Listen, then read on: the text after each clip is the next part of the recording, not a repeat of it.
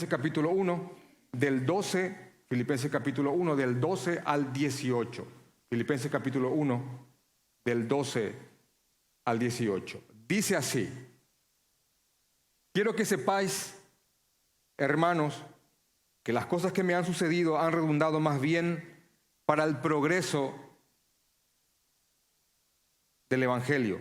De tal manera que mis prisiones se han hecho patentes en Cristo en todo el pretorio y a todos los demás. Y la mayoría de los hermanos, y repito de nuevo esa parte, la mayoría de los hermanos, cobrando ánimo en el Señor con mis prisiones, se atreven mucho más a hablar la palabra sin temor.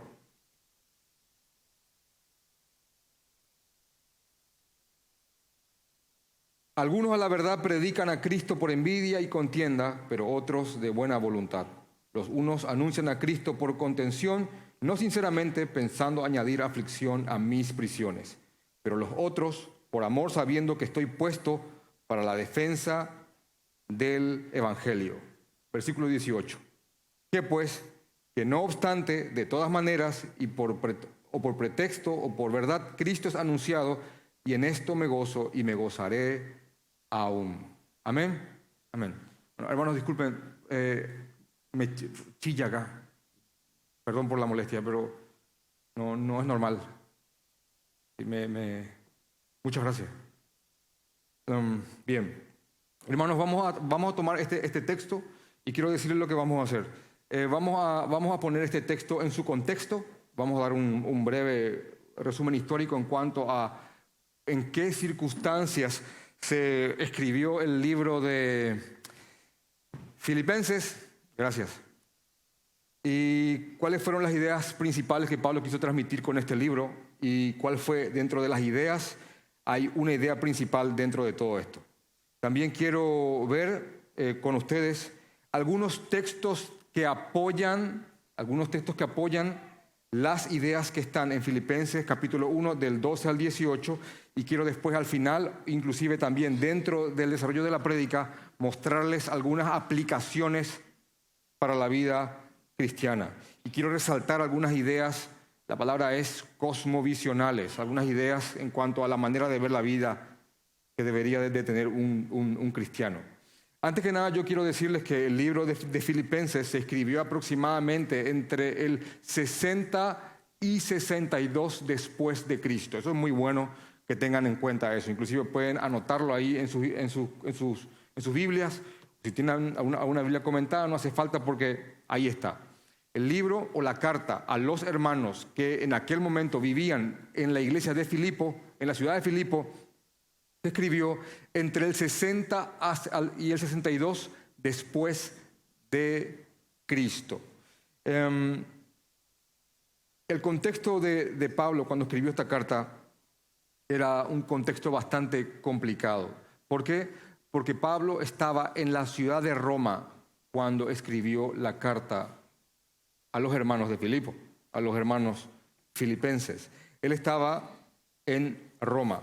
Ahora, el punto es, Pablo estaba cumpliendo una especie de anhelo enorme cuando él estaba en Roma, porque quiero ir con ustedes, pueden dejar un señalador o sus dedos en Filipenses, y ir conmigo, quiero mostrarles el anhelo que tenía Pablo.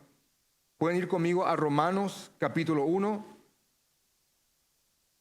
Romanos capítulo 1.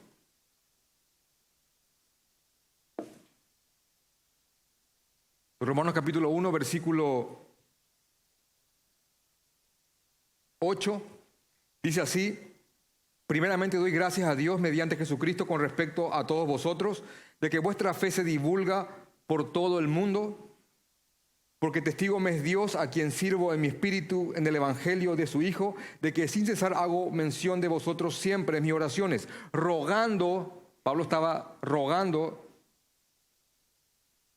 de que alguna manera tenga al fin, por la voluntad de Dios, un próspero viaje para ir a vosotros. Pablo escribiendo a los cristianos en Roma. Pablo estaba rogando al Señor que él pueda tener un próspero viaje para ir junto a los romanos. ¿Para qué? Para compartir con ellos, para compartir el evangelio y para reafirmar verdades que ellos ya conocían. Versículo 11 de Romanos capítulo 1. Porque deseo veros, yo deseo mucho verles, porque deseo veros para comunicaros algún don espiritual a fin de que seáis confirmados. Esto es para ser mutuamente confortados por la fe que nos es común a vosotros y a mí.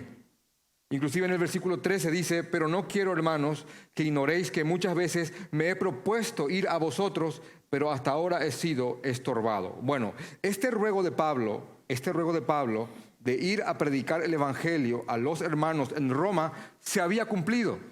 Y él estaba escribiendo ahora a los hermanos que vivían en Filipo desde Roma. Así que Pablo estaba en Roma. Dios concedió a Pablo su ruego, poder ir a Roma. Pero no se había cumplido de la manera que él lo había planeado. Porque él estaba esperando poder ir a Roma tranquilamente, poder entrar a la ciudad, visitar a las iglesias, y no fue así la situación. Pablo fue apresado en un complot conjunto entre judíos que se oponían a él y romanos, y lo habían apresado. Y en una cuestión de chicaneadas, que es dilatación del proceso jurídico, eso significa chicanear, en una serie de actos que dilataron su proceso, él llegó inclusive hasta apelar al César, y los romanos lo habían llevado preso a Roma. Así que ahora estaba Pablo en Roma, pero estaba preso. Así que en un sentido el sueño se le había cumplido, el anhelo se le había cumplido, pero no como él lo había planeado. Ahora, eso no significa que él no hubiese tenido un próspero viaje a Roma. Porque a veces el concepto que podríamos tener de próspero no se ajusta a lo que Dios dice que es próspero. ¿Me siguen? De hecho, que lo que había ocurrido aquí, que es lo que voy a volver a repetir dentro de un momento, pero solamente quiero tocarlo ahora fugazmente para que entiendan el contexto, es que los judíos, concoabulados con los romanos, al apresar a Pablo, para que él no continúe predicando lo que estaba predicando, cometieron un error grave, gravísimo. ¿Qué cosa? Metieron a Pablo en el seno, en el núcleo del Imperio Romano. Y tal vez Pablo, al ser apresado, tal vez llegó a personas que el común romano jamás hubiese podido llegar.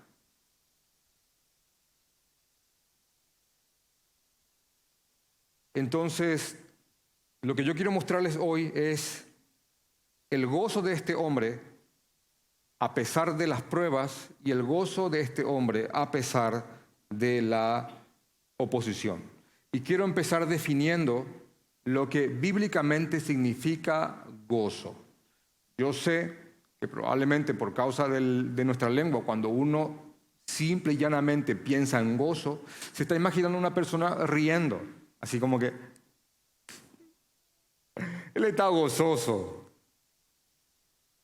Y de hecho que uno va al diccionario, al DRAE, y gozo es prácticamente igual que alegría. Pero bíblicamente hablando, donde la Biblia usa la palabra gozo, no se refiere a un estado de ánimo. De nuevo, en las partes en que tu Biblia usa la palabra gozo, en gran parte de ellas no se refiere a un estado de ánimo que puede ir y venir conforme a las circunstancias. No. Cuando la Biblia habla de gozo, del gozo del Señor es mi fortaleza, de que hermanos regocijaos y gócense, de que por más de que yo esté encarcelado, yo estoy gozoso. Obviamente no estás imaginándote un hombre que está preso y te está, ¡ja, ja, ja, estoy preso! Eso sería un loco. Eso hay que medicarlo, eso sí hay que medicarlo.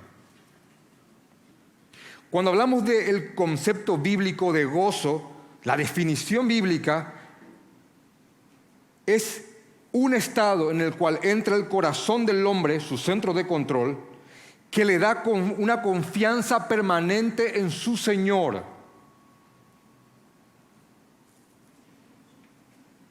El gozo bíblico hace referencia a la tranquilidad que emana del hecho de entender y vivir. Y miren cómo estoy usando esas dos palabras, de entender y vivir, porque a veces entendemos algo pero cuesta llevarlo a la vivencia. Es de entender y vivir que cada circunstancia están dentro de la soberanía de tu Señor.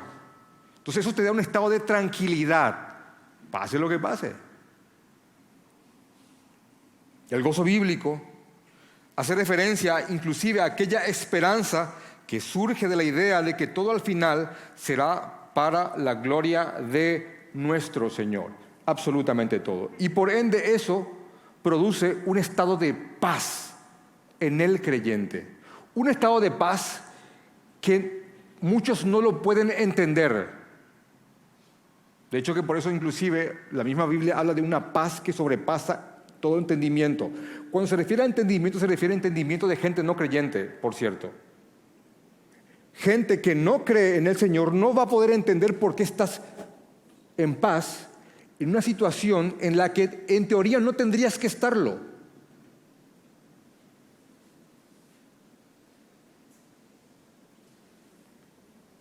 Eso es gozo, bíblicamente hablando. Esa tranquilidad, esa confianza, esa esperanza, esa paz por descansar en aquel en quien creemos y que absolutamente nada escapa de su mano. No es ese cliché trillado de vos estás mal y viene un hermano y te dice descansa en el Señor. Yo aborrezco esas cosas. Sí, descansa en el Señor. No, es realmente descansa en el Señor, con todo tu ser.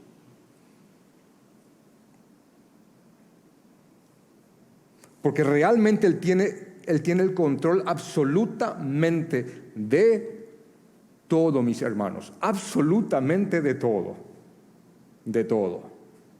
Y lo que yo quiero mostrarte hoy es de que este hombre encontró esa tranquilidad, confianza, esperanza y paz.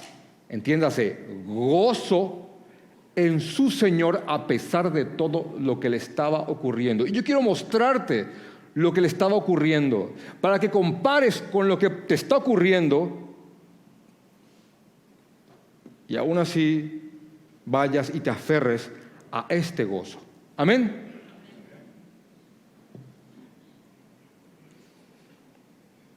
Entonces, volviendo al inicio, el sueño de Pablo se había cumplido, su anhelo se había concretado. Él estaba en Roma. Ahora no estaba en Roma como él lo había planeado.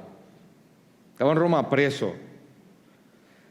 De hecho que buscando comentarios y buscando textos históricos y la manera en la cual él pudo haber sido encarcelado, él durante el tiempo que escribió esta carta, él estuvo encadenado a un soldado romano, a varios soldados romanos que por turno venían a custodiarlo. En una especie de residencia que se destinaba a criminales judíos, romanos, porque él era ciudadano romano, así que no podía ser tratado como cualquier criminal. Había una especie de ventaja por eso. Por eso él no fue crucificado, Jesús sí, porque Jesús era una especie de raza lacra para el judío, pero tenía cierta protección el ser romano y Pablo lo era. Obviamente Pablo estuvo en mazmorras y estuvo en calabozos, de hecho que él posteriormente lo volvió a estar, pero en este momento estaba en una especie de casa de custodia encadenado a soldados. Y él estaba encadenado a su guardia y cumplía el tiempo ese guardia y venía otro. Y venía otro, y venía otro, y venía otro. Y en 2 años pasaron muchísimos hombres encadenados a Pablo. Pregunta. Un hombre encadenado a Pablo. Pregunta. ¿Qué pensaban que él hizo?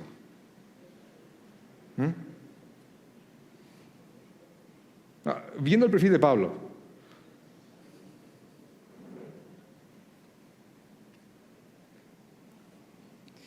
Entonces, quiero mostrarte lo que está aquí. Pablo saluda a los filipenses con mucho agrado, con mucho cariño. Después les dice que él los recuerda, que él los ama, que él siente que ellos están con él en sus prisiones, ahí él encarcelado, y que él está listo para la defensa y confirmación del Evangelio en donde sea. Estoy parafraseando. A partir del versículo 9, 10 y 11, él dice que él está orando, él ahí preso está orando para que los hermanos en Filipo abunde en ellos su amor y también ciencia y conocimiento.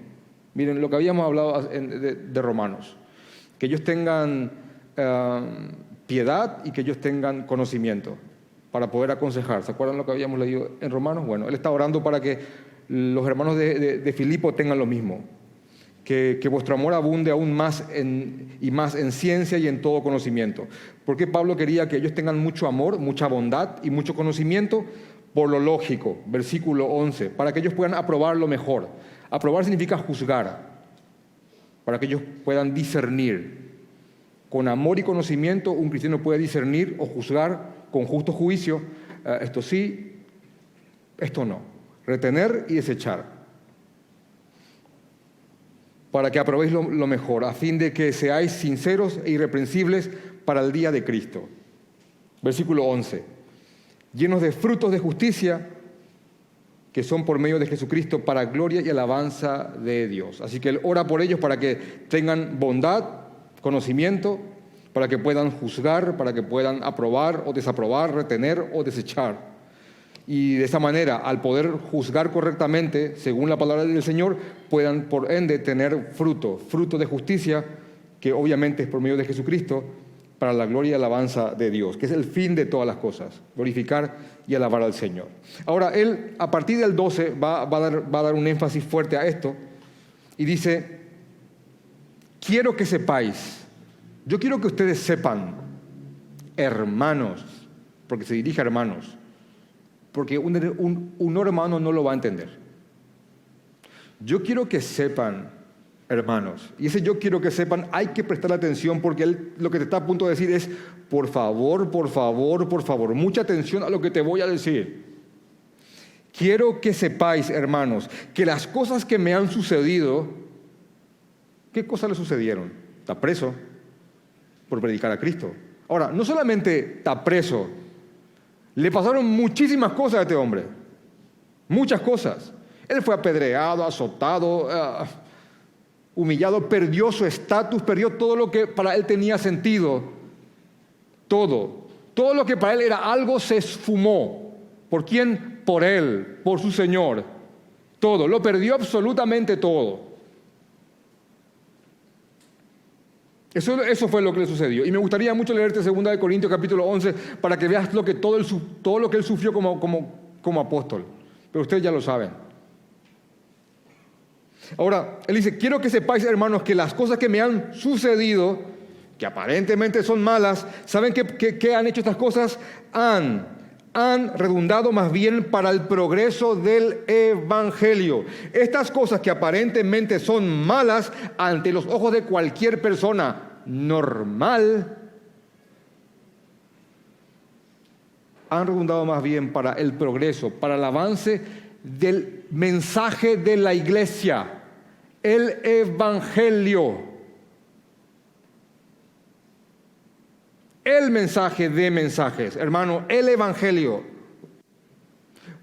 Porque cuando él se refiere al Evangelio, no se está refiriendo a normas morales, cómo ser buen padre, cómo ser buen hijo, cómo ser buen administrador. Se refiere al mensaje de que el Hijo fue maldito en nuestro lugar, que el Padre puso a su Hijo y depositó toda la responsabilidad nuestra en Él y castigó a su Hijo como si fuera que Él cometió cada una de las cosas que nosotros hemos hecho.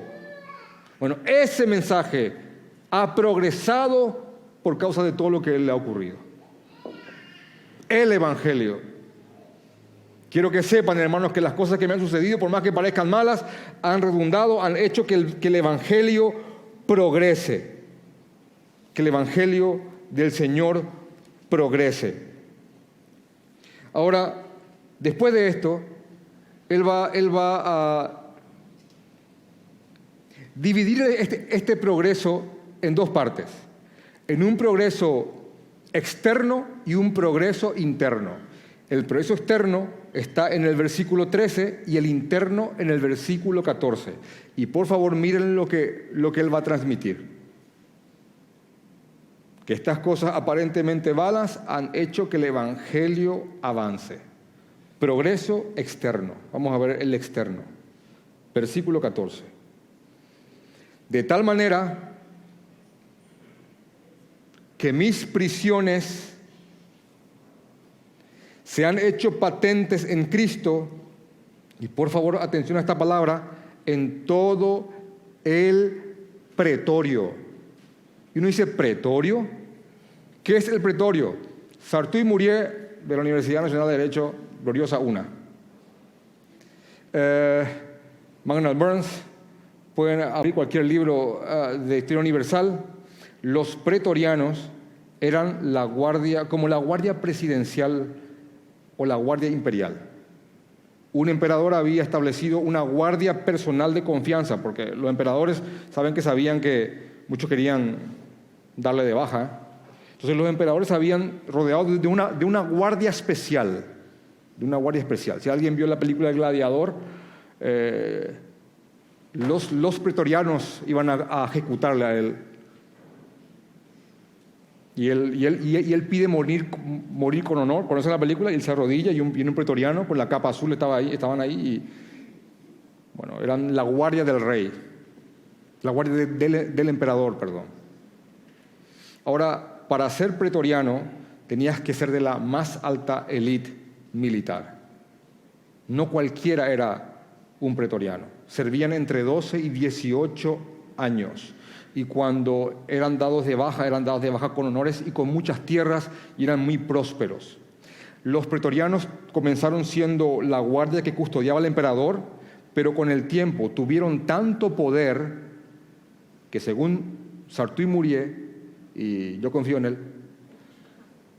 subían y bajaban emperadores. Llegaron a tener ese poder. Así que de pasar de ser simples escoltas imperiales, llegaron a ser el poder que subían y bajaban a los emperadores. Así que algo pasaba aquí. Pablo encarcelado a un soldado. Tal vez ese soldado no se narra muy bien cómo pudo haber sido, pero probablemente este soldado que estaba encadenado a él habrá ido a hablar con otro y con otro, al punto tal que el testimonio de Pablo y su mensaje llegó hasta el pretorio.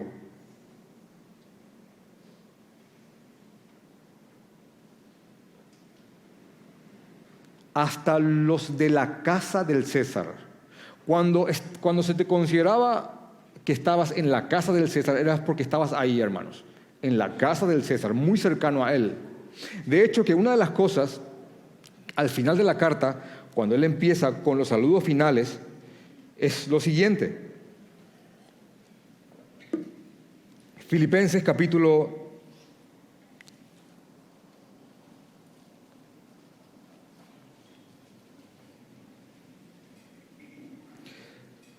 4, versículos 21 y 22. Miren cómo él saluda. Él saluda a los hermanos de Filipo desde Roma y miren por favor el saludo. Filipenses capítulo 4, versículos 21 y 22. Saludad a todos los santos en Cristo Jesús. Los hermanos que están conmigo les mandan saludos, dice Pablo. Los hermanos que están conmigo os saludan. Y empieza, todos los santos os saludan. Y especialmente los ¿qué? Los de la casa del César. ¿Vieron eso? El imperio, al querer frenar la predicación de Pablo, terminó metiéndolo a él en su seno. Y muchos habían escuchado, algunos encadenados y llevando el mensaje, o tal vez Uno ya no sabe cómo habrá sido eso. Tal vez estaba encadenado ahí, Pablo le estaba predicando y después él escuchó y hablando con su superior dijo, hey, ese tipo no está tan loco, ¿eh? Tiene un poco de sentido lo que está diciendo. Y tal vez le habrá dicho, Señor, venga, y viene, ¿qué es lo que vos estás diciendo? Y él le predicaba. Lo que sí que muchos de la casa del César, del pretorio, de esa élite imperial, hermanos, habían creído y hasta estaban mandando saludos. Imagínense Pablo ahí escribiendo y el pretoriano ahí al lado, Pablo, también le mandamos saludos nosotros. Y ahí acá también te manda saludos lo de la casa. Imponentes, grandotes, con el caco acá al lado ahí, con el saludo pretoriano.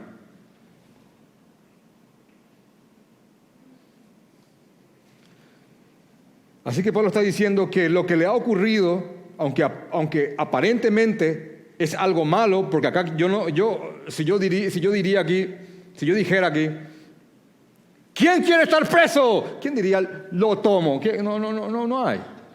¿Quién diría eso? ¿Quién quiere estar enfermo? ¿Quién diría, nadie?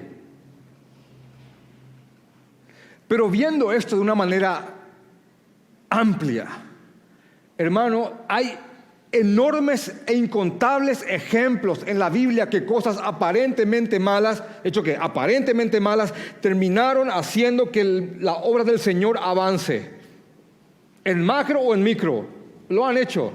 ¿O acaso, hermanos, tocando el tema de la enfermedad, acaso no fue una enfermedad que Pablo padeció la que produjo que él predique el Evangelio en Galacia?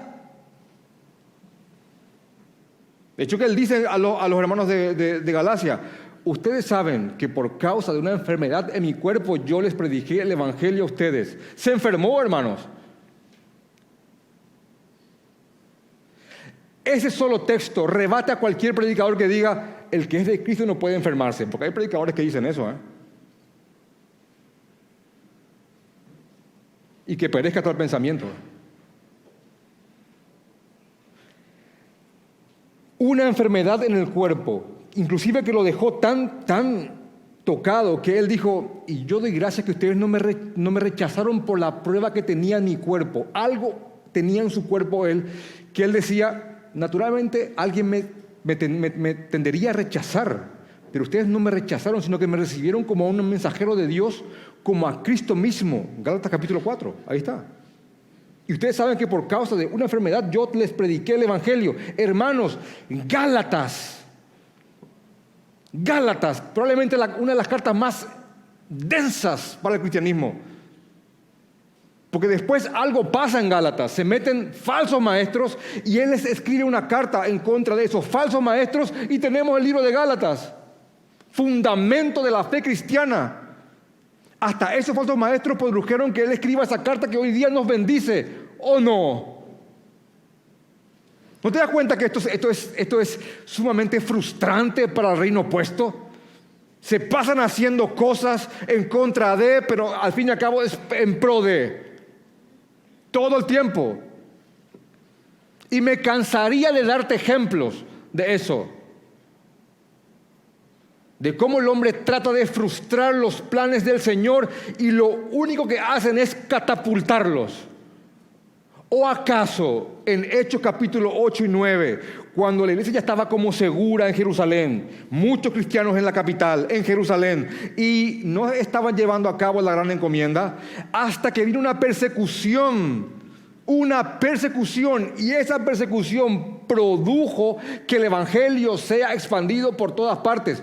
Porque dice Hechos que aquellos que eran perseguidos y huían llevando el evangelio por todos lados. ¿Quién oraría por una persecución? Señor, que nos persigan y nos empalen en las plazas públicas. ¿Quién oraría tal cosa? ¿Quién? Pero el gozo que tenemos, miren, porque ahí entra el concepto, pero el gozo que tenemos es que a pesar de cualquier cosa que ocurra, todo está dentro de los planes de nuestro Señor, absolutamente todo. Y acá este hombre te está diciendo que aquello que le está ocurriendo, que aparentemente no es bueno, está haciendo que el Evangelio se expanda, que el Evangelio progrese. Ha redundado más bien en el progreso del Evangelio, de tal manera que mis prisiones, que el motivo por el cual yo estoy preso, para hacerlo más coloquial, que el motivo por el cual yo estoy preso, que es Cristo, se ha hecho patente hasta en el mismísimo pretorio. Y no solamente ahí, también en todos los demás.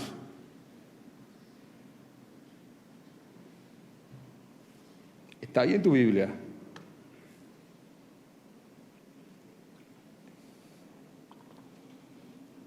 Y después de mostrarnos este progreso externo, porque al fin y al cabo lo que estaba ocurriendo es que el Evangelio estaba avanzando, y vuelvo a decir una idea anterior, que es, probablemente, hermanos, probablemente, él pudo haber tenido acceso a personas que los mismísimos cristianos romanos de a pie no hubiesen tenido acceso. Porque para llegar a hablar con un pretoriano tenías que estar muy alto.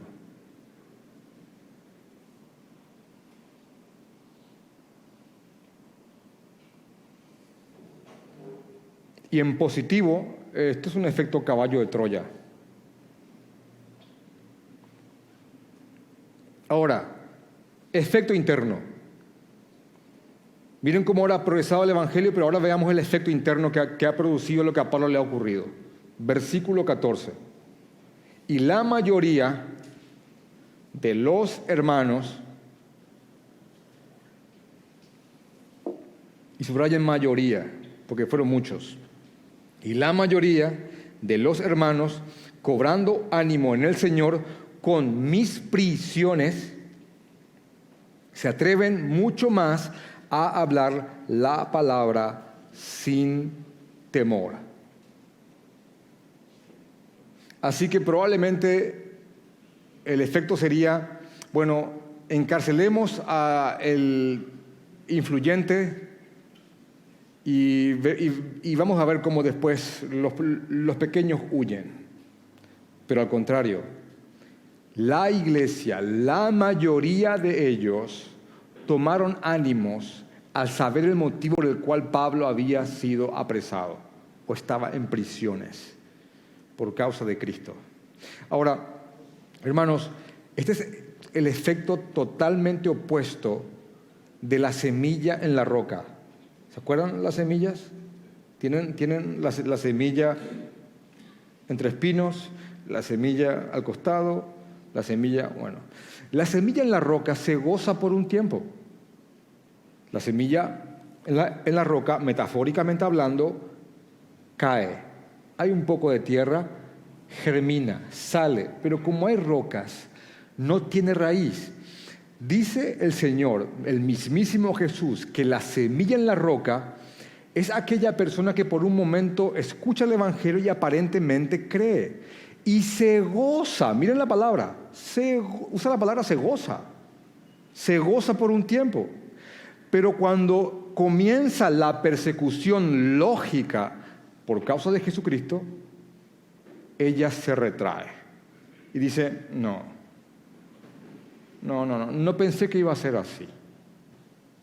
Alguien me dijo el plan maravilloso para mi vida, alguien me dijo que iba a ser un campeón y esas cosas, que mis graneros iban a rebosar, y acá lo que menos está pasando es que mis graneros rebosen. Yo pensé que a la derecha, a la izquierda, por todos lados iba a ser bendecido, pero eso no está pasando. Al contrario, por Cristo lo estoy perdiendo todo. Me voy.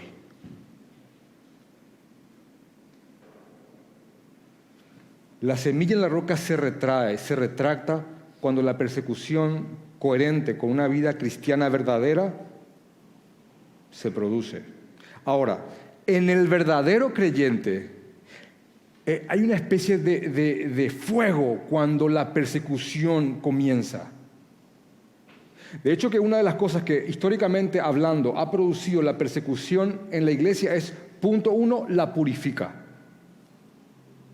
¿Lo comprenden? La persecución purifica la iglesia, porque se van aquellos para quienes no es negocio. No cierran los números, no me conviene. Y permanecen aquellos que en verdad aman a Jesucristo. Y no solamente permanecen, se ofenden, santamente hablando. Y se animan a predicar como nunca lo habían hecho. ¿Qué es lo que está pasando aquí? Lo que te está diciendo es que por alguna razón muchos no estaban predicando como debieron de haber predicado. Pero al enterarse y al saber el motivo por el cual Pablo fue apresado y estaba siendo encarcelado, se animaron. ¿Se animaron a qué? Se animaron a hablar con temor como nunca lo habían hecho. Así que miren el efecto dual de lo que le estaba ocurriendo a Pablo. Un efecto externo, gente estaba empezando a creer, y un efecto interno, la iglesia estaba enardeciéndose.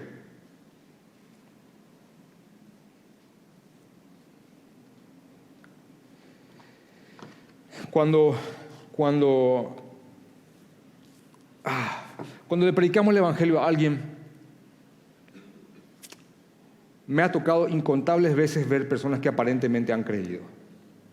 Entonces, uno siente un enorme gozo cuando alguien predica el evangelio y aparentemente el Señor, a través de su espíritu, toca un corazón de piedra y cambia ese corazón de piedra por uno de carne y la persona ve a Jesucristo. Uno ve eso aparentemente porque asiente el mensaje, se arrepiente.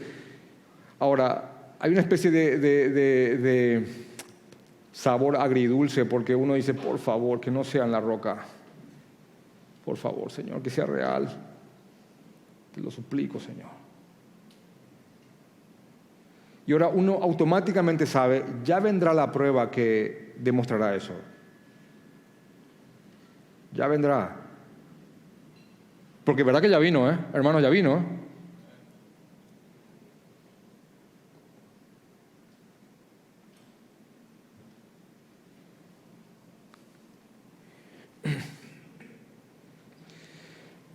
Y uno ora para que realmente el que está sintiendo el evangelio lo esté haciendo con todo su corazón, con todo su corazón, con toda su alma y con todas sus fuerzas.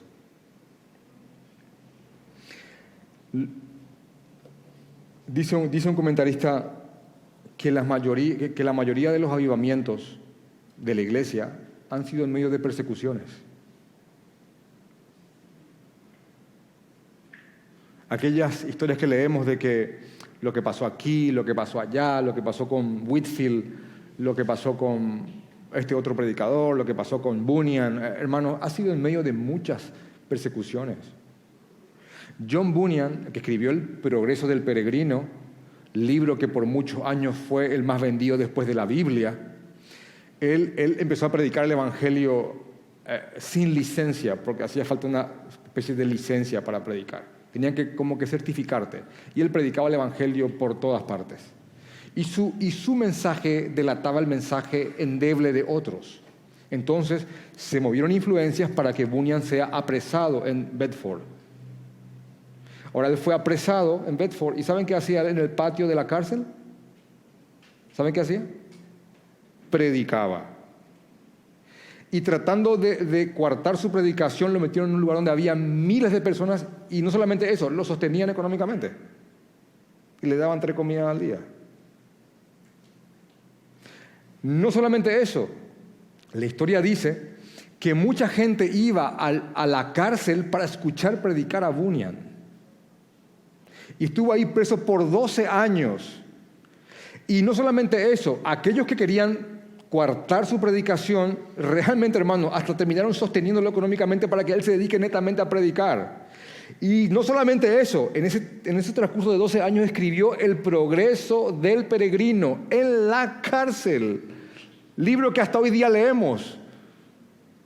La semana pasada lo estaba leyendo mis hijas y mi sobrina. Y ese libro ha bendecido a incontables personas. Y ese hombre ni siquiera tenía estudios teológicos. Y algo que aparentemente era malo terminó haciendo que el evangelio progrese. Y las palabras de ese hombre se terminan leyendo hasta el día de hoy. Y Dios sabe hasta cuánto más.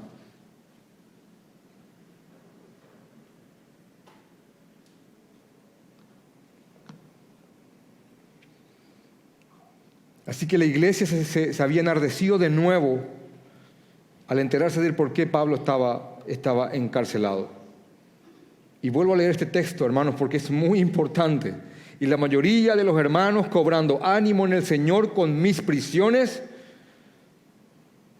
se atrevieron mucho más y se atrevieron mucho más a predicar la palabra sin temor.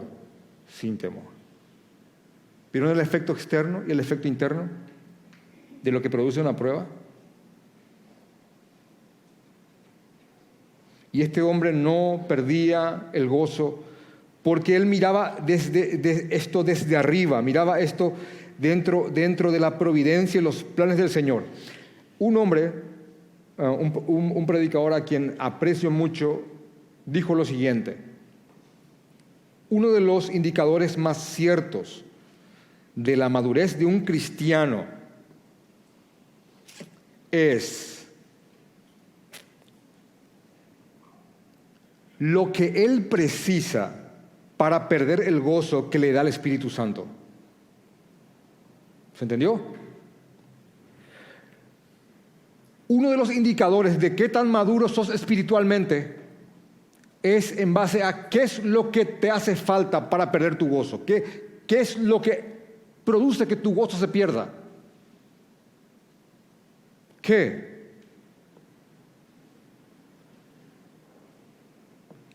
Dice otro predicador sobre esto. Te pongo un ejemplo más sencillo, dice un hombre. Supongamos que planeaste un día de picnic o un día en la playa. Y lo preparaste, lo agendaste, fuiste al supermercado, compraste las cosas, el pan, el jamón, los tomates, hiciste los sándwiches, los embalaste, preparaste la manta con tu esposa, con tus hijos, y vas rumbo al lugar donde vas a hacer el picnic o el día de campo y llueve. Y eso te deprime. Y tu gozo se fue. Bueno, hizo falta una lluvia para que tu gozo se vaya. ¿Se entendió mejor ahí? Ahí vuelvo a leer entonces el concepto. Uno de los indicadores más fehacientes para que sepas qué tan maduro espiritualmente sos es qué tiene el poder de producir que tu gozo se vaya. ¿Qué cosas? De hecho, este explicador decía, si una lluvia tiene la capacidad de sacarte el gozo, hermano, esa lluvia la produjo el Señor, así que por ende estás enojado con el Señor mismo. ¿Qué? ¿Tiene una enfermedad la capacidad de sacarte el gozo? ¿Tiene una situación económica o financiera la capacidad de sacarte el gozo? ¿Qué tiene ese poder? Porque en base a eso, con eso se mide tu madurez. Porque si tu gozo está en el Señor, nada de este mundo podría tener la capacidad de sacarte ese gozo, porque nunca tu gozo emanaron de esas cosas. Mi gozo está en el Señor. ¡Bam! Mala jugada económica. ¿Perdiste mucho o perdiste todo? Se fue el gozo. Ahí está la fuente de tu gozo entonces. Mi gozo está en Cristo. ¡Pum! Hermano, acá está. Cáncer. 6 meses. Te vas. Se fue el gozo. Entonces tu gozo estaba en tu salud.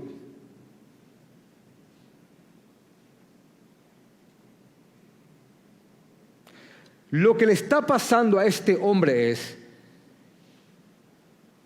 la irritante posición para el reino opuesto es que a este hombre podía sacarle absolutamente todo y su gozo nunca se iba, porque nunca esas cosas fueron la fuente de tal gozo.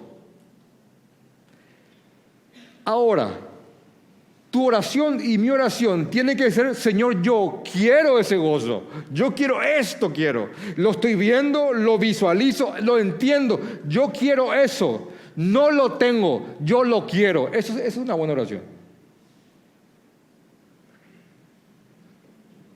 No tengo esto. Y lo quiero. Quiero ese gozo que tuvo este hombre, que podían privarlo de todo lo que en este mundo estaba, y este hombre seguía gozoso, porque él tenía esta tranquilidad, confianza, esperanza y paz en su Señor. Y punto. ¿Quieren esto? Yo lo quiero.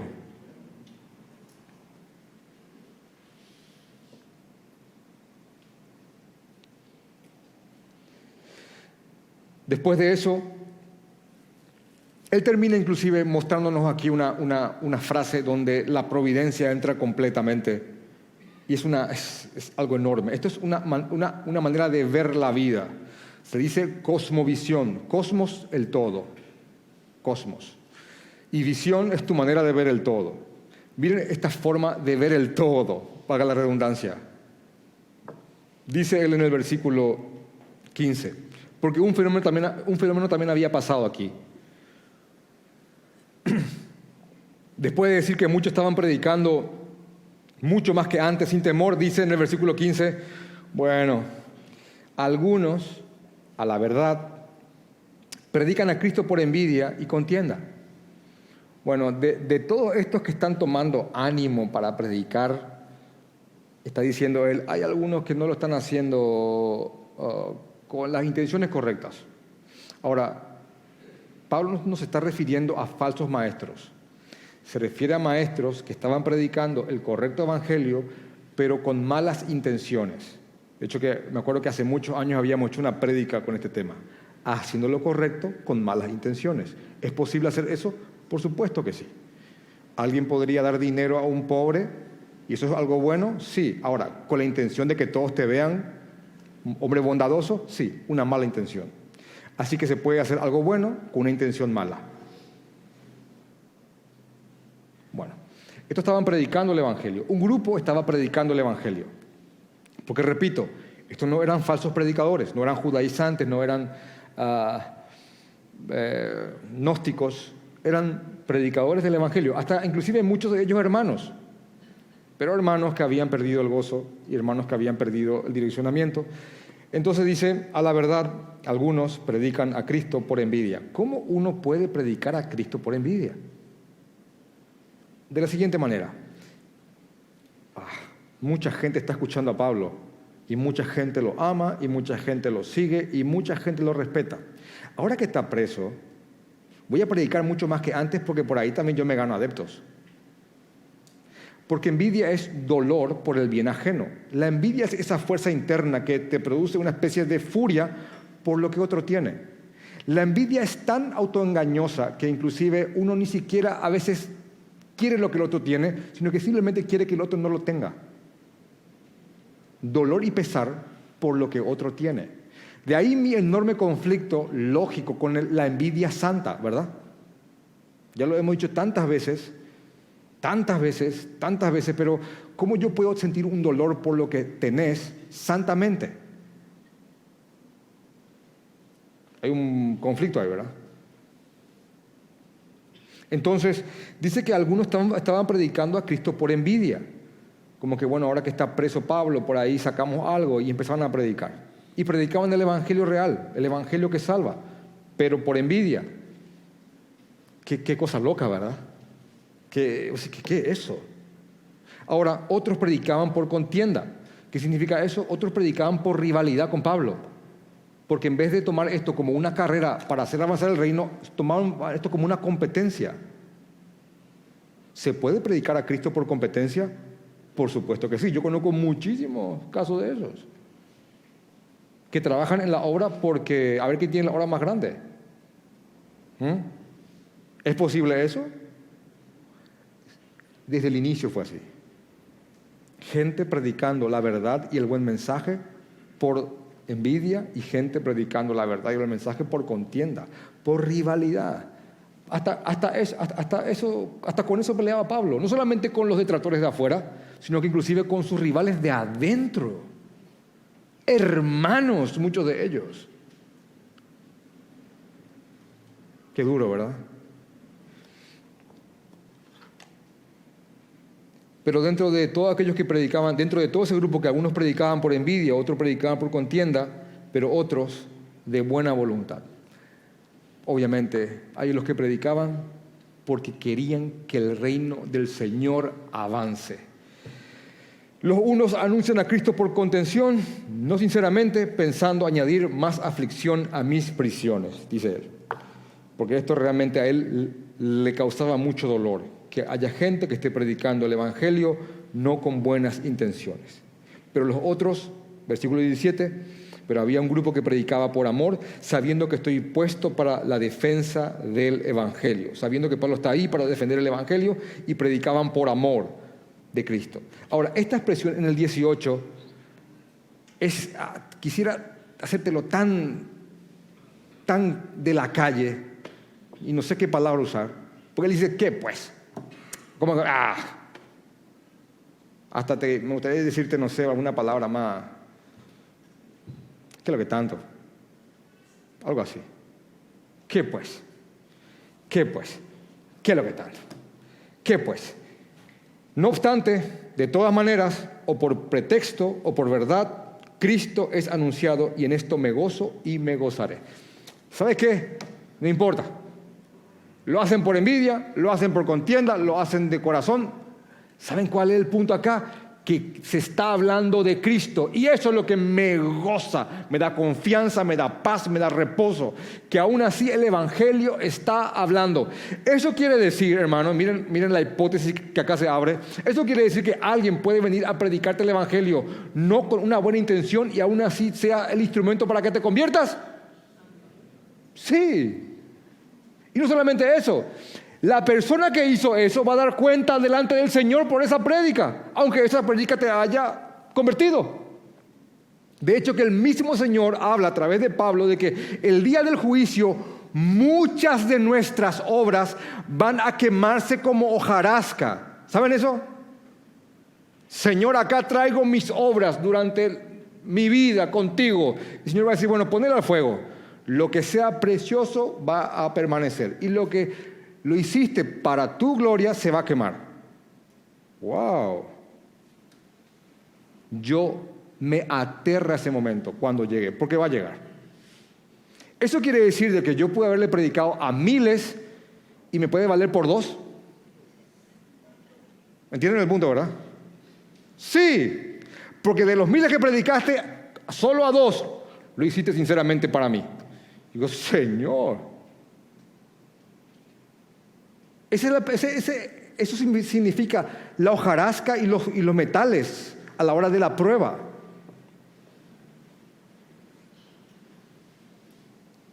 Y eso es lo que están haciendo estos.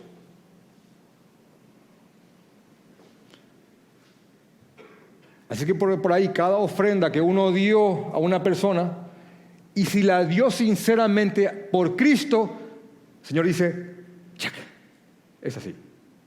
Y la que uno dio, esperando justo cuando todos hayan mirado, acá estoy dando, esa se quema. Wow. Wow. ¿Verdad que sí?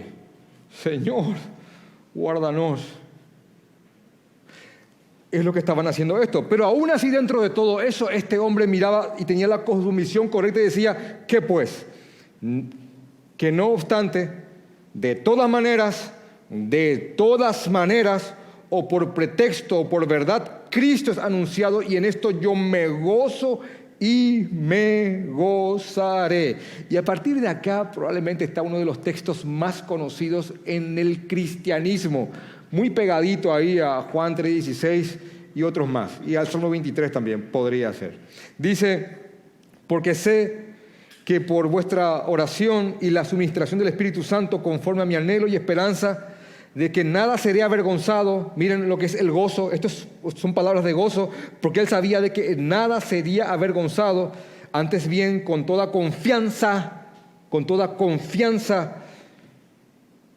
Como siempre, ahora también será magnificado Cristo en mi cuerpo, o por mi vida o por mi muerte. ¿Saben qué? Jesús va a ser glorificado, ya sea que esté vivo o ya sea que me maten. ¿Vieron la confianza que él tenía? Hermano, eso es gozo. Bienvenido a este concepto, se llama gozo, gozo bíblico. Gozo, confianza plena y pura en aquel que nos ha salvado. Es gozo. Y aquí está el verso de versos, que no es poesía, que es realidad. Y dice, porque para mí el vivir es Cristo y el morir es ¿qué? Ganancia. Y no es una frase para la parte de atrás de tu auto. Es real, hermano.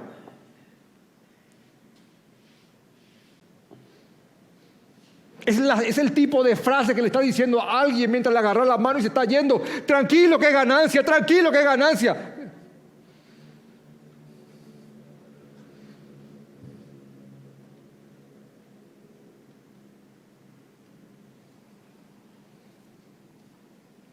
Gracias por la atención.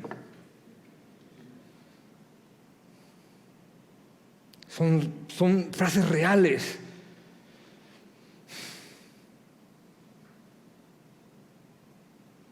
Así que lo que yo quiero mostrarte aquí, hermanos, es que este hombre no perdía el gozo a pesar de las pruebas y a pesar de los detractores y de todo aquello que muchos verían como razones para deprimirse.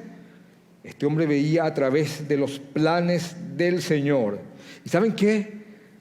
Hasta las obras más perversas por las cuales se van a dar cuenta y Dios va a hacer justicia, lo dice el Eclesiastés al final, tienen un lugar como herramientas en el enorme plan del Señor. Dice Romanos 3, Pablo respondiendo a, si mi mentira hace que Dios se glorifique, ¿por qué Dios me trataría de pecador si mi injusticia hizo que Él se vea más justo?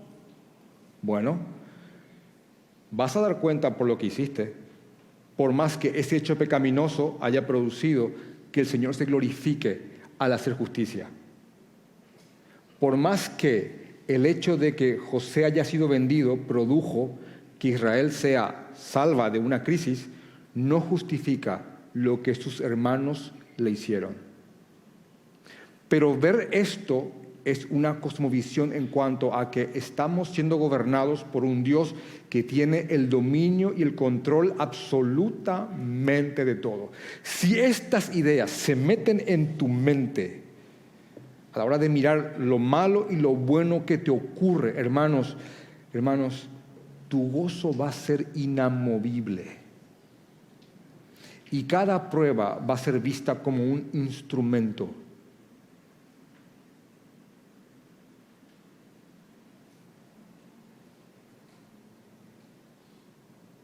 Amén. Vamos a orar.